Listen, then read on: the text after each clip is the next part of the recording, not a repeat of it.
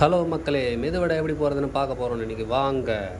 எண்ணெயை மிதமான சூட்டில் அவ்வளோதான் சூடுறணும். அது வச்சுட்டு கையில் தண்ணியை நினச்சிட்டு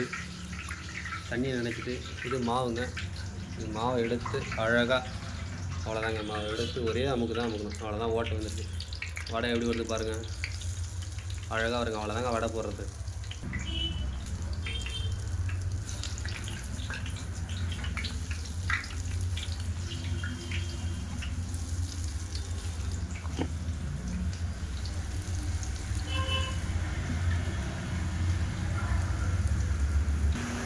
எல்லாம் போட்டதுக்கப்புறம் ஒன்று ஒன்றா திருப்பி ஒன்றுங்க. அப்படி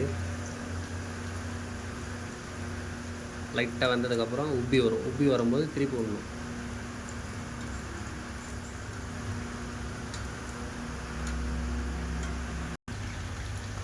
நல்லா செவன் வெந்துடும். வெந்ததுக்கப்புறம் காட்டுறேன்.